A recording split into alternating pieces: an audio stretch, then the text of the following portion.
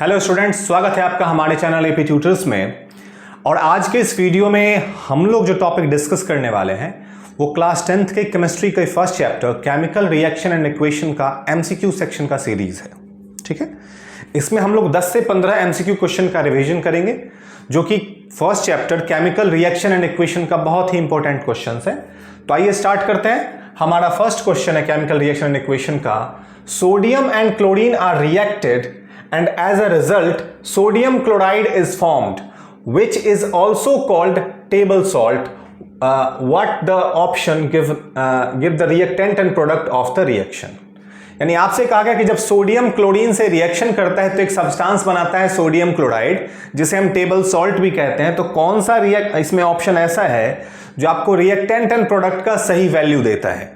तो इन चीजों को समझने से पहले मैं क्या करता हूं, ये रिएक्शन यहां पे लिख देता हूं जिसको देख के आप इजीली समझ पाओगे कि हमारा रिएक्टेंट्स एंड प्रोडक्ट्स क्या है। तो आइए स्टार्ट करते हैं। हमारा रिएक्शन क्या होना चाहिए, यहां पे सोडियम रिएक्शन कर रहा है, सोडियम यानी कि Na रिएक्ट्स विथ क्लोरीन।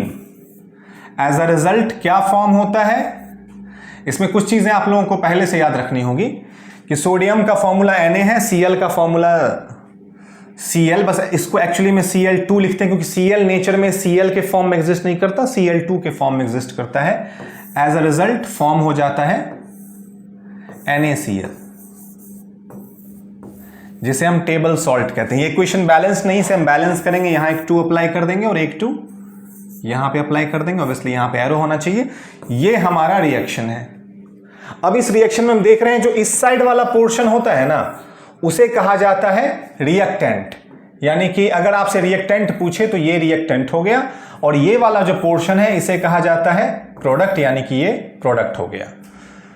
तो जिस ऑप्शन में ये चीजें मैच करेगी, जैसे Na+Cl रिएक्टेंट होना चाहिए, तो रिएक्टेंट में यहां सोडियम सिर्फ दिया हुआ है तो ये वाला ऑप्शन गलत हो गया क्योंकि यहां रिएक्टेंट में सिर्फ सोडियम दिया हुआ है। हमारे पास पता है कि रिएक्टेंट में कितनी चीजें हैं, 2 चीजें हैं, सोडियम और क्लोरीन। तो रिएक्टेंट में दोनों ही चीजें आनी चाहिए, पहले वाले में नहीं है। दूसरे ऑप्शन पे गौर करते हैं, reactants sodium and table salt, ये भी गलत है क्योंकि हमारा रिएक्टेंट सोडियम के साथ साथ क्लोरीन है, टेबल सॉल्ट नहीं है।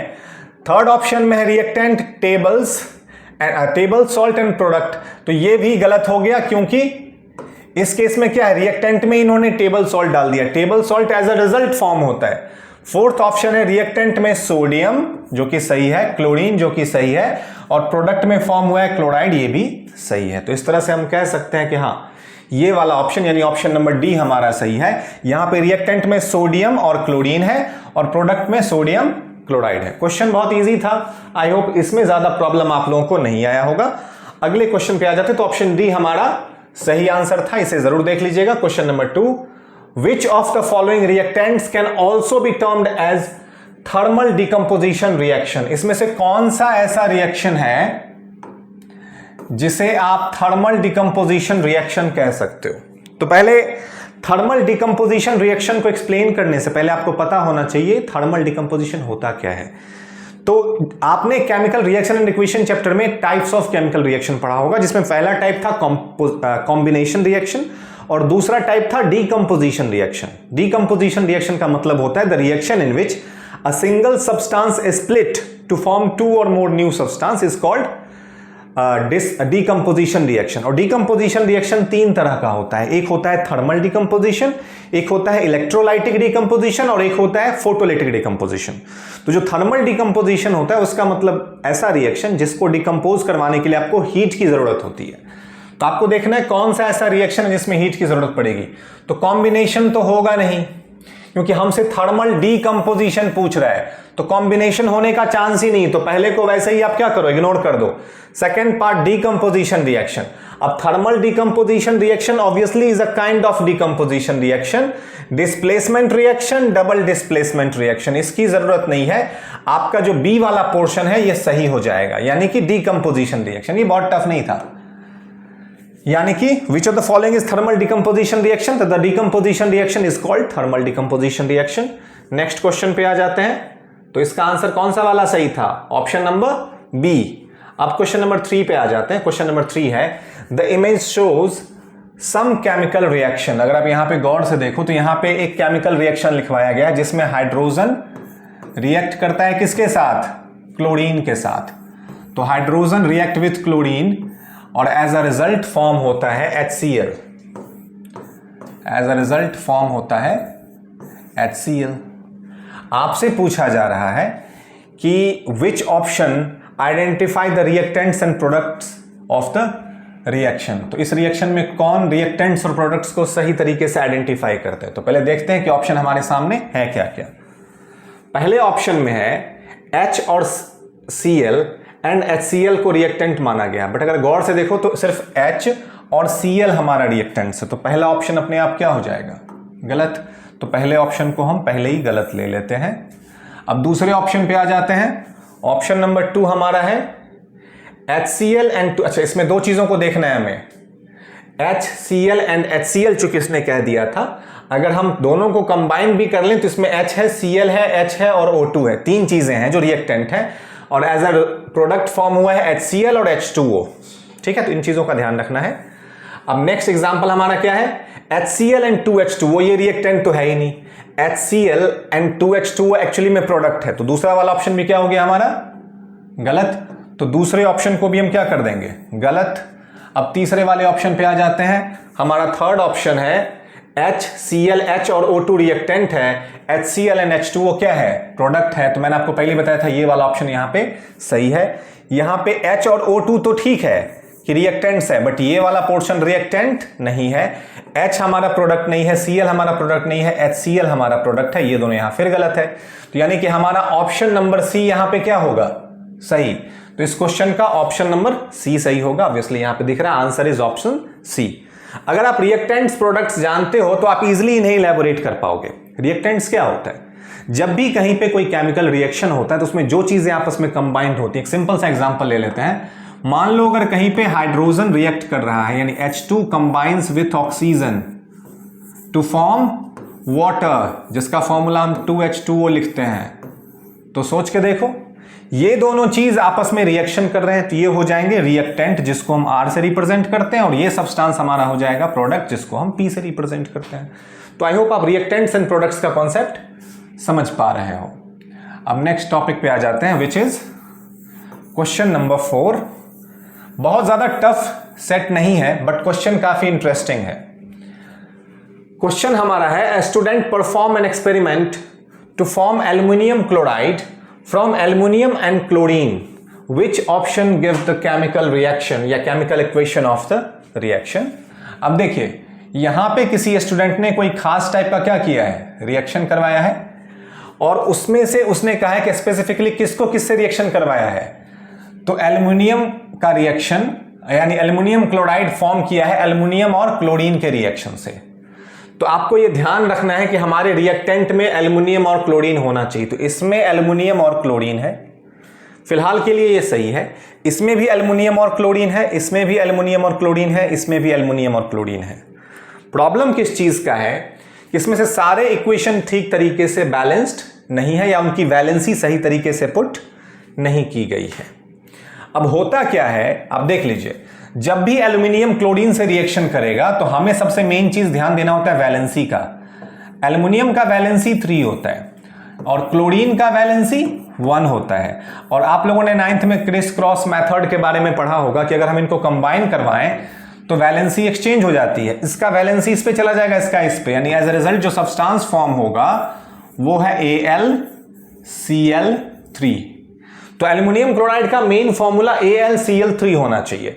अब AlCl3 ये नहीं है तो पहला ऑलरेडी गलत हो गया, ये भी AlCl3 नहीं है तो ये गलत हो गया। अब ये AlCl3 है और ये AlCl3 है, बस अब इन दोनों में से हमें चूज करना है राइट वाला ऑप्शन। तो चूज करते हैं। यहां पे एल्यूमिनियम 2 है और क्लोरीन 6 है, 2 3 6। यहां पे क्लोरीन क्या है? 6 है और एल्यूमिनियम 2 है, यानी ये वाला पोर्शन बैलेंस्ड है। इस इक्वेशन को देखते हैं, एल्यूमिनियम 3 है, यहां पे भी एल्यूमिनियम 3 है, क्लोरीन यहां पे 6 है और यहां पे क्लोरीन 3 3 कितना हो गया? 9। तो ये वाला पोर्शन जो है वो इक्वल नहीं है, दैट्स वाई ये वाला ऑप्शन हमारा गलत हो गया। तो हमारा आंसर सही कौन सा है? सी वाला, 2Al + 3Cl2 as a result form होगा 2AlCl3। ये इक्वेशन इस तरह से बैलेंस्ड होना चाहिए।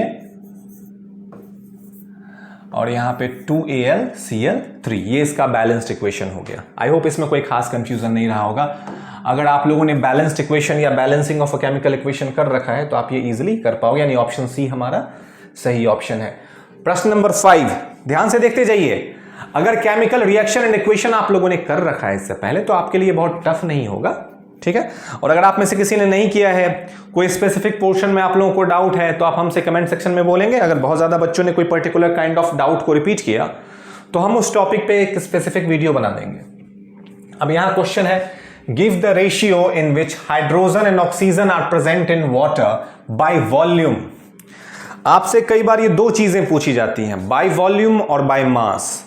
यहां पे पूछा जा रहा है बाय वॉल्यूम, तो वॉल्यूम के हिसाब से 1:2 है, 1:1 है, 2:1 है, 1:8। हम ये जानते हैं कि 1:8 किसके बेसिस पे होता है? एक्चुअली में 1:8 जो है वो मास के बेसिस पे होता है। ये आपको याद रखना है कि 1:8 मास के बेसिस पे होता है, जिसको पहले ही कट कर दो। अब 1:2 1:1 तो होगा ही नहीं, क्योंकि दोनों का वॉल्यूम कभी भी बराबर नहीं होगा, क्योंकि हाइड्रोजन, ऑक्सीजन और वाटर की बात कर रहे हैं तो वाटर का फॉर्मूला होता है H2O। अब सोच के देखो, यहां वाटर के 2 मॉलिक्यूल्स हैं और ऑक्सीजन का 1 मॉलिक्यूल्स है, तो ऑब्वियसली जो इनका रेशियो है वो 2:1 के टर्म में दिखना चाहिए, है ना कि 1:2 के। तो यानी कि ये वाला ऑप्शन भी हमारा क्या हो गया? गलत। ये वाला ऑलरेडी गलत कर रखा था, 1:1 हो नहीं सकता, तो हमारा सही आंसर हो जाएगा सी, क्योंकि हाइड्रोजन यहां पे 2 है और ऑक्सीजन यहां पे 1 है, तो सीधा जो नंबर ऑफ मॉलिक्यूल्स या एटम है उसके बेसिस पे आप क्या निकाल सकते हो? इनका रेशियो बाय वॉल्यूम। तो जब भी रेशियो बाय वॉल्यूम निकालना हो ना, तो सीधे नंबर्स ऑफ मॉलिक्यूल से कंपैरिजन करो या नंबर ऑफ एटम से। और जब बाय मास निकालना हो तो आपको मास पहले पता होना चाहिए। हाइड्रोजन का मास 1 होता है, तो 2 हाइड्रोजन मिला के मास हो गया 2, और 1 ऑक्सीजन का मास 16 होता है, तो 2:16 सॉल्व करेंगे तो 1:8। तो बाय मास ये आंसर 1:8 होता है, बट बाय वॉल्यूम ये आंसर क्या होता है? 2:1। ये याद रखना है। अब अगले वाले प्रश्न पे आ जाते हैं, प्रश्न नंबर 6। ये हमारा है, a researcher adds barium hydroxide to hydrochloric acid to perform a white coloured barium chloride to form a white colored barium chloride. Which option gives the balanced chemical equation of the reaction? आपके सामने सब कुछ given है, आपको balanced chemical equation बताना है। यानी किसी साइंटिस्ट ने क्या किया कि बेरियम हाइड्रोक्साइड बनाया और उसने रिएक्शन किसको करवाया? हाइड्रोक्लोरिक एसिड से साथ, ठीक है। A white colored barium chloride, which option gives the? देखिए आपके सामने ये हाइड्रोक्लोरिक एसिड है, ये बेरियम हाइड्रोक्साइड है, सब में सेम है, और यहां पे फॉर्म होता है बेरियम क्लोराइड और हाइड्रोक्साइड, या फिर इसको H2O बोलो, चलेगा। आपको बताना है कौन सा इक्वेशन यहां पे बैलेंस्ड है, कौन सा बैलेंस्ड नहीं है।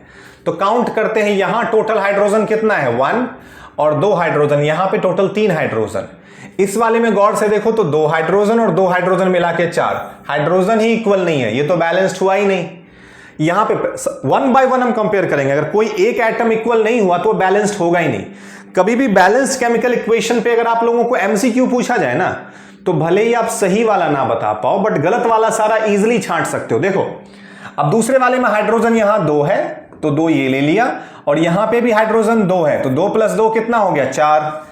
इस साइड 2 हाइड्रोजन ये और 2 हाइड्रोजन ये मिला के ये भी कितना हो गया? 4। तो चलो हाइड्रोजन वाला सेक्शन तो बैलेंस्ड है। अब आ जाते हैं क्लोरीन वाले पे। यहां क्लोरीन 2 है और यहां पे भी क्लोरीन 2 है, तो क्लोरीन वाला सेक्शन भी यहां बैलेंस्ड है। अब आ जाते हैं बेरियम पे। यहां बेरियम 1 है और यहां भी बेरियम 1 है। क्या बात है, यहां पे तो सब कुछ क्या हो रहा है? बैलेंस्ड। और ऑक्सीजन भी यहां 2 है, और ये इसका मतलब ये वाला ऑप्शन 1 सही हो सकता है, बट इसके अलावा और फिर से गलत छांटते हैं। यहां हाइड्रोजन 2, यहां 2, टोटल 4, यहां पे 2, यहां पे 2, ये भी टोटल 4। बेरियम यहां पे 1, यहां पे 1, ये भी बैलेंस्ड है। क्लोरीन यहां पे 1 और क्लोरीन यहां पे 2, तो ये वाला पोर्शन गलत हो गया, इसलिए पूरा का पूरा गलत हो गया।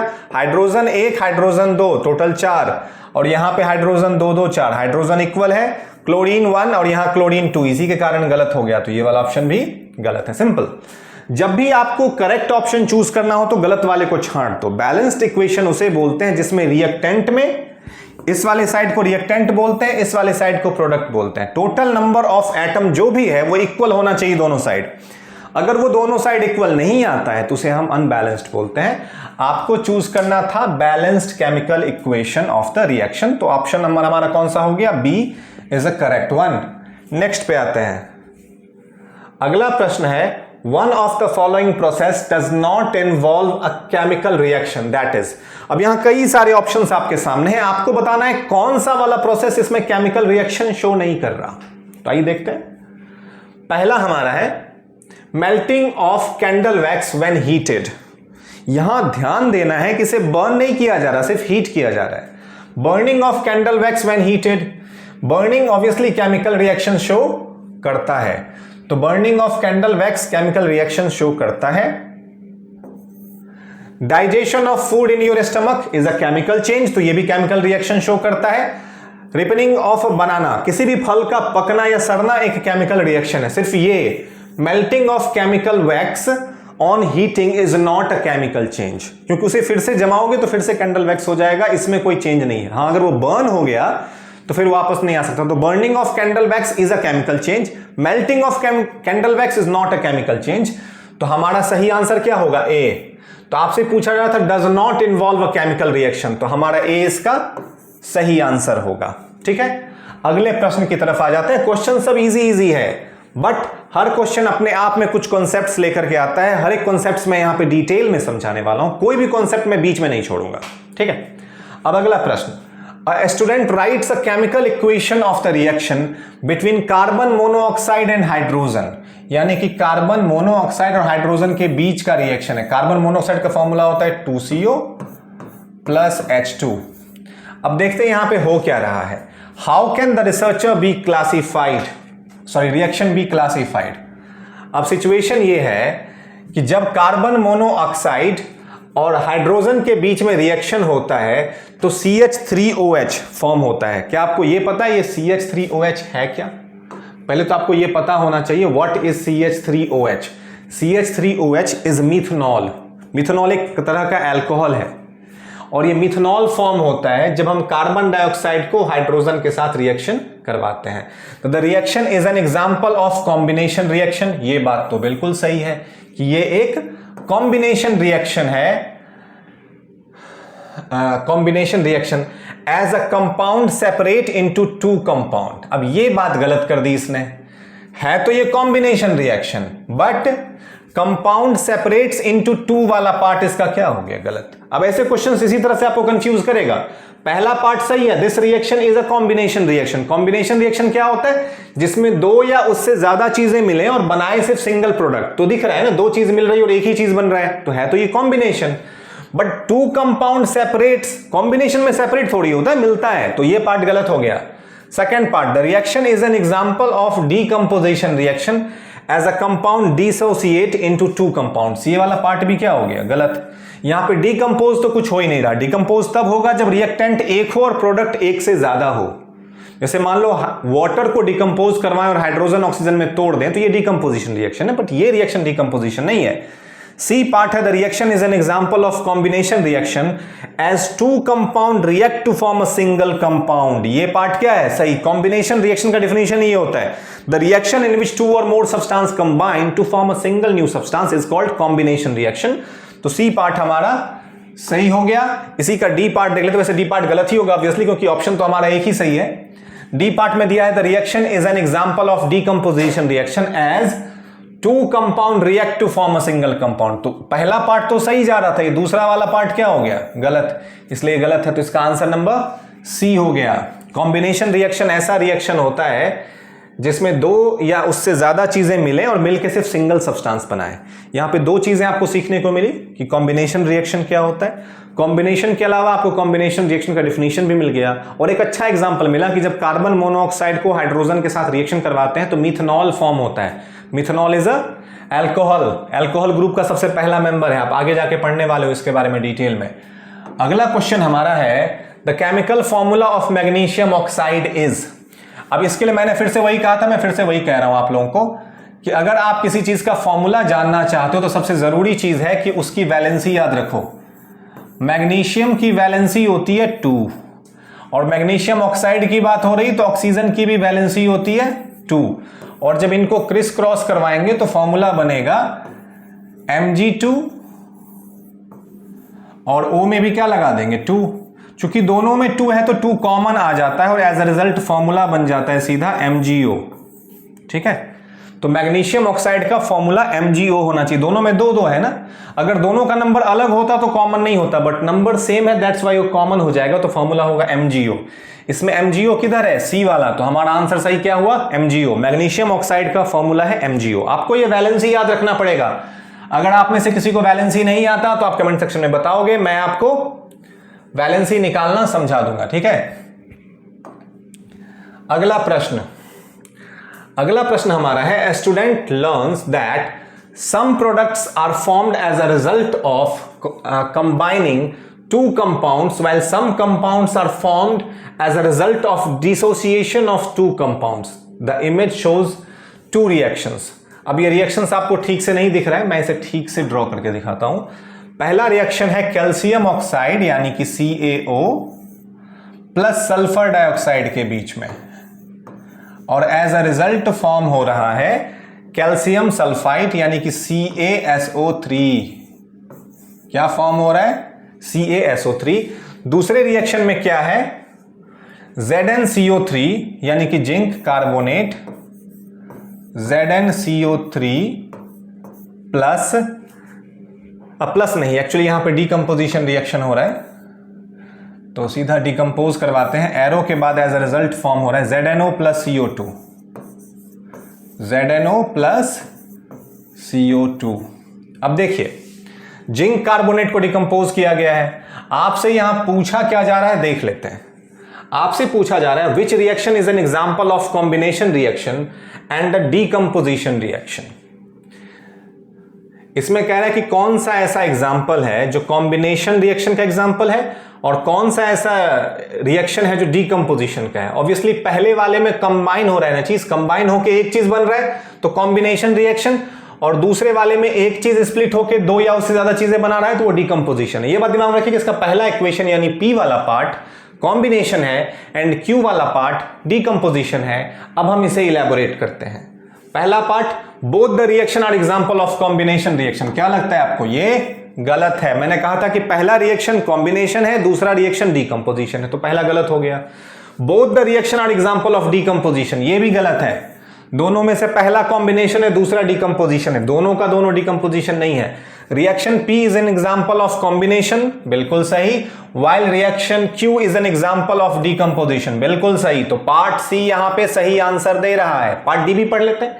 P is an example of decomposition, यही बोल के गलत कर दिया क्योंकि हम देख चुके हैं ना P हमारा डीकंपोजिशन नहीं है। देख लो P में जो चीजें हैं वो कंबाइन हो रही हैं और एक चीज फॉर्म कर रहा है, तो डीकंपोजिशन नहीं है, कॉम्बिनेशन है। तो ये चीज इसने यहां पे गलत लिख दी। तो हमारा आंसर C सही है कि P एक कॉम्बिनेशन रिएक्शन है और Q एक डीकंपोजिशन रिएक्शन है। अगला part, from the following which one is example of a chemical reaction. यहां पे आपको बताना है कि कौन सा इसमें से केमिकल रिएक्शन का एग्जाम्पल है। पहला है grapes get fermented, fermentation is a chemical change, तो पहला एग्जांपल तो होगा break down of food. Break down of food का मतलब होता है फूड का तोड़ना।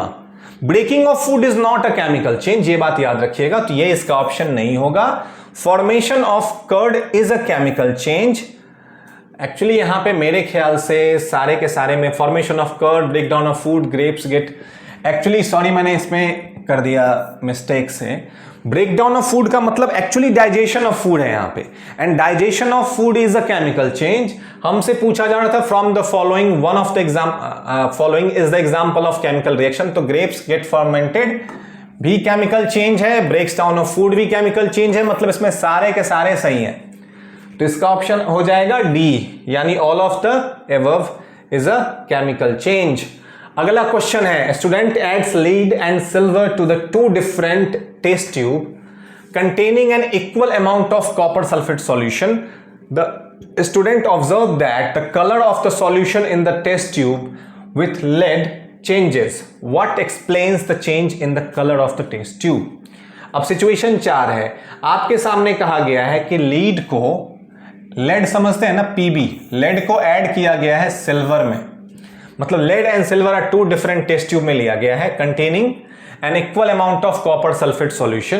The student observe that the colour of the solution of the test tube with lead changes. What explains the change in the color of the solution? आपके पास lead है और silver है, दोनों अलग अलग टेस्ट ट्यूब में है और दोनों अलग अलग टेस्ट ट्यूब में जिसमें क्या रखा गया, कॉपर सल्फेट सॉल्यूशन.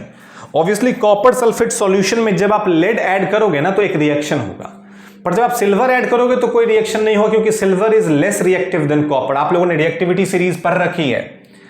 तो ऑप्शन पे अगर आप ऑब्जर्व करो तो बस ये बात यहां पे याद रखना है कि आपके टेस्ट ट्यूब में कॉपर सल्फेट रखा हुआ है और उस कॉपर सल्फेट के साथ यहां दो चीजों का रिएक्शन करवाया जा रहा है. एग्जांपल के लिए फॉर्मूला जरूर याद रखिएगा. कॉपर सल्फेट का फॉर्मूला है CuSO4. ठीक है, इसमें एक बार है Ag ऐड करना हमें, जिसका रिजल्ट कुछ नहीं होगा क्योंकि नो रिएक्शन, और दूसरी बार इसी में हमें ऐड करना है Pb. CuSO4 में क्या ऐड करना है, लेड, और इस बार रिजल्ट में कुछ ना कुछ फॉर्म होगा. एक्चुअली में Pb सल्फेट, PbSO4 का होल थ्राइस एंड Cu इसमें से बाहर आ जाएगा. अब देखते हैं, पहला ऑप्शन है displacement reaction takes place as lead replaces copper from the solution. ये वाला पार्ट सही कह रहे हैं ना. अगर हम कॉपर सल्फेट को लेड से रिएक्शन करवाएंगे तो यहां पे क्या होगा, PbSO4 का होल ट्वाइस प्लस Cu हो जाएगा. तो यहां Pb ने क्या किया, कॉपर को डिस्प्लेस कर दिया. तो पहला पार्ट तो सही कह रहा था. दूसरा है a combination reaction takes place. Combination तो ये है, इसमें कोई शक नहीं है क्योंकि यहां पे ये इससे कंबाइन होके एज अ रिजल्ट, वैसे कॉम्बिनेशन नहीं होगा. डिस्प्लेसमेंट का एग्जांपल, कॉम्बिनेशन रिएक्शन वैसे रिएक्शन जिसमें प्रोडक्ट सिर्फ एक ही बने, यहां प्रोडक्ट दो बन रहा है. तो दूसरा वाला पार्ट हमारा गलत हो जाएगा. ए हमारा अभी तक सही आ रहा है. सी पार्ट है डीकंपोजिशन रिएक्शन, तो होगा ही नहीं क्योंकि दो चीजें मिल रही हैं, तो ये यहीं पे गलत हो गया. डबल डिस्प्लेसमेंट रिएक्शन होगा ही नहीं क्योंकि डबल डिस्प्लेसमेंट रिएक्शन तभी होगा जब ये तो एक कंपाउंड है, ये भी एक कंपाउंड हो. यानी डबल डिस्प्लेसमेंट रिएक्शन तभी होता है जब दो कंपाउंड आपस में रिएक्शन करें और दोनों का आयन आपस में एक्सचेंज हो जाए. हम लोग इसे डिटेल्ड वीडियो में जरूर समझेंगे what is double displacement reaction, but overall आप इसे समझ लीजिए. तो ये भी गलत हो गया. और डी है अ डबल डिस्प्लेसमेंट, ये भी गलत है. ना ये डिकम्पोजिशन है ना ये डबल डिस्प्लेसमेंट. यानी आपका ऑप्शन नंबर ए सही है कि ये एक क्या है, डिस्प्लेसमेंट रिएक्शन है. This is a displacement reaction takes place as lead displaces copper from the solution. और आपको ये दिख रहा है ना, कॉपर सल्फेट में से कॉपर को लेड ने क्या किया, अलग करवा दिया. अब अगले प्रश्न पे आ जाते हैं. अगला प्रश्न, प्रश्न नंबर 13, क्वेश्चन नंबर 13 हमारा है, which of the reaction is used in black and white photography. Black and white photography आप जानते हैं दो ही चीजें इसमें इस्तेमाल होती हैं, सिल्वर क्लोराइड और सिल्वर ब्रोमाइड. और इनका जो रिएक्शन है ना वो एक तरह का डीकंपोजिशन रिएक्शन है, which is actually a photolytic decomposition. अगर आप लोगों ने ये कॉम्बिनेशन रिएक्शन, डीकंपोजिशन रिएक्शन ये सब नहीं किया तो हमारे चैनल पे जाके इस चैप्टर का वीडियोस देख सकते हैं जिसमें हमने डिटेल में कॉम्बिनेशन रिएक्शन, डीकंपोजिशन रिएक्शन ये सब इलैबोरेट किया है. तो यहाँ पे हमारे सामने टॉपिक है कि फोटोग्राफिक में ब्लैक एंड व्हाइट फोटोग्राफी में क्या होता है, कॉम्बिनेशन नहीं होता, डीकंपोजिशन रिएक्शन होता है, डिस्प्लेसमेंट नहीं होता, ऑक्सीडेशन नहीं होता. तो आपका ऑप्शन क्या होगा, डीकंपोजिशन रिएक्शन, यानी ऑप्शन नंबर 20 इसका सही है क्योंकि मैंने कहा है फोटोलिटिक डीकंपोजिशन इसमें होता है, इसलिए इसका आंसर है 14. अगला question, what happens when lead nitrate react with potassium iodide. क्या होगा जब लेड नाइट्रेट पोटेशियम आयोडाइड के साथ रिएक्शन करेगा. देखते हैं लेड नाइट्रेट का फॉर्मूला क्या होता है. आप लोगों को कुछ फॉर्मूलाज याद रखने होंगे बट देख लेते हैं. लेड नाइट्रेट का फॉर्मूला होता है PbNO3 का होल ट्वाइस, और एज अ रिजल्ट क्या फॉर्म होना चाहिए इसने कहा, तो what happens when lead nitrate react with potassium iodide. तो मुझे यहां इसे रिएक्ट करवाना पड़ेगा पोटेशियम आयोडाइड के साथ. पोटेशियम आयोडाइड का फॉर्मूला होता है Ki. तो PbNO3 को Ki से रिएक्शन करवाएंगे ना तो फॉर्म होगा PbI2 which is lead iodide which is yellow colour का प्रेसिपिटेट होता है, एंड KNO3. ठीक है, ये दो चीजें यहां पे फॉर्म होंगी. आपसे पूछा जा रहा है किस तरह का रिएक्शन है, तो दे विल नॉट रिएक्ट. पहला ऑप्शन इसने गलत कर दिया क्योंकि हम देख रहे हैं यहां पे रिएक्शन हो रहा है, ये भी कंपाउंड, ये भी कंपाउंड, ये भी कंपाउंड, ये भी कंपाउंड. तो कौन से तरह का रिएक्शन है, डबल डिस्प्लेसमेंट रिएक्शन है. Large amount of hydrogen release, यहां कोई हाइड्रोजन रिलीज हुआ ही नहीं है, तो दूसरा भी गलत। Yellow precipitate of lead iodide and potassium nitrate will be produced, ये बिल्कुल सही है। ये जो PbI2 है यही यहां पे येलो कलर का प्रेसिपिटेट होता है और लेड नाइट्रेट के बीच में ये फॉर्म होता है। Evolution of gas will occur, obviously कोई इवोल्यूशन ऑफ गैस यहां पे नहीं हो रहा। तो आप समझ गए ना कौन सा ऑप्शन सही था। आपको बस यहां पे ये डबल डिस्प्लेसमेंट रिएक्शन का ये एक एग्जांपल है जो आपको पता होना चाहिए, या फिर हम लोगों ने कैरेक्टरिस्टिक ऑफ केमिकल रिएक्शन पढ़ा है जिसमें मैंने आपको फॉर्मेशन ऑफ प्रेसिपिटेट भी एक कैरेक्टरिस्टिक बताया है, आप वहां पे जाके इसे डिटेल में देख सकते हो। प्रेसिपिटेट का मतलब होता है जब भी एक सब्सटेंस दूसरे सब्सटेंस से कंबाइंड होता है तो कोई सॉलिड अगर उसमें फॉर्म हो जाए which is not soluble in that solution then it is called precipitate. अब अगले वाले एग्जांपल पे आ जाते हैं, example number 15। The chemical reaction between potassium chloride and silver nitrate is given by the chemical equation। हमें किसके किसके बीच में करना है, पोटेशियम क्लोराइड और सिल्वर नाइट्रेट। तो कौन सा रिएक्शन इसको देता है, तो यहां पे सिचुएशन है कि ये सिल्वर नाइट्रेट हो गया या पोटेशियम क्लोराइड हो गया, एज अ रिजल्ट बनता है silver chloride and potassium nitrate. What can be inferred from the chemical equation, इस केमिकल इक्वेशन को देख के आप क्या गेस कर सकते हो। तो जरा देख लेते हैं ऑप्शंस क्या क्या है हमारे सामने। हमारे सामने ऑप्शंस है silver nitrate and potassium undergoes a decomposition reaction to form silver chloride and potassium nitrate. पहले तो ये डीकंपोजिशन है ही नहीं, जब भी दो कंपाउंड आपस में रिएक्शन करें ना और फिर वो कुछ बनाए तो वो डिकम्पोजिशन नहीं है। डिकम्पोजिशन तब जब सिर्फ एक सब्सटेंस टूट के दो से ज्यादा चीजें बनाए, यहां तो दो चीजें हैं तो ये डिकम्पोजिशन होगा ही नहीं, मतलब पहला ऑप्शन गलत है। दूसरा, silver nitrate and potassium undergoes displacement reaction to form silver chloride and potassium nitrate, ये सिर्फ डिस्प्लेसमेंट भी नहीं है इसलिए ये गलत हो गया, यहां पे डबल डिस्प्लेसमेंट रिएक्शन है। सी पार्ट है silver nitrate and potassium undergo combination reaction to form silver, combination भी नहीं है क्योंकि कॉम्बिनेशन रिएक्शन में दो या उससे ज्यादा चीजें मिलती हैं और बनाती हैं सिर्फ सिंगल चीजें, यहां दो चीजें बन रही हैं तो कॉम्बिनेशन भी नहीं है।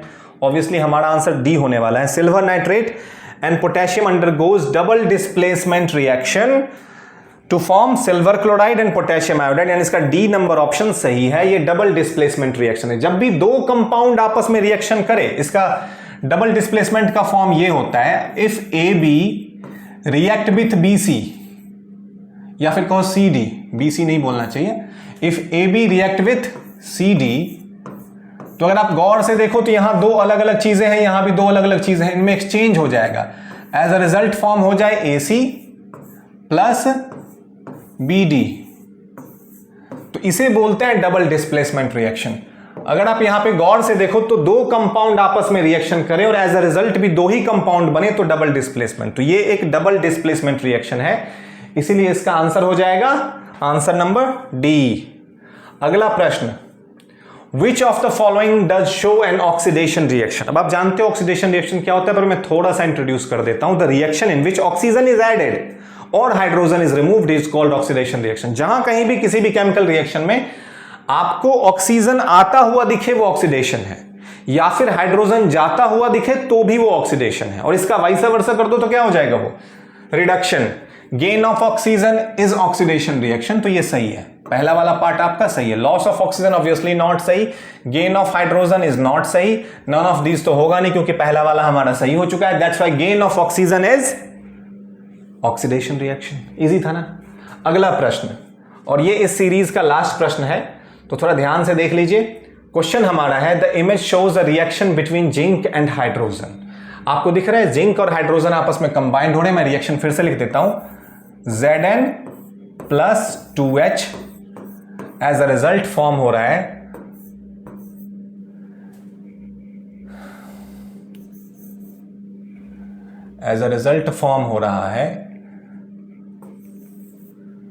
Zn2 प्लस, एक्चुअली में ये Zn2 प्लस है, Zn2 प्लस H2, मतलब यहां पे जिंक जो है वो आयन में कन्वर्ट हो गया। Which option shows the oxidation, zinc Zn+2। अब ये ऑक्सीडेशन है, मतलब जिंक के आयन में कन्वर्ट हो गया, क्या ये ऑक्सीडेशन है, या 2H प्लस बन गया H2, ये ऑक्सीडेशन है, या फिर Zn+2 बन गया Zn, ये ऑक्सीडेशन है, या H2 बन गया 2H+, ये ऑक्सीडेशन है। अब ऑक्सीडेशन का डेफिनेशन मैं आप लोगों को बता चुका हूं कि ऑक्सीडेशन रिएक्शन होता क्या है। ऑक्सीडेशन रिएक्शन ऐसे रिएक्शन को बोलते हैं जिस रिएक्शन में ऑक्सीजन ऐड हो या हाइड्रोजन रिमूव हो। अब यहां पे अगर आप क्वेश्चन नंबर ए को देखो तो क्वेश्चन नंबर ए में क्या हो रहा है, यहां जिंक के साथ हाइड्रोजन का आयन कनेक्टेड था।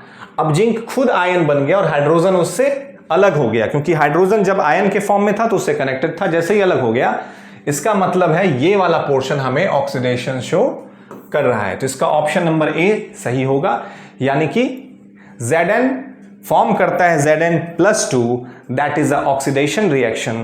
तो आई होप ये क्वेश्चन आपको समझ में आ गया होगा और ये वीडियो आप लोगों के लिए काफी ज्यादा इंफॉर्मेटिव रहा होगा। मिलते हैं अगले वीडियो में, तब तक के लिए धन्यवाद।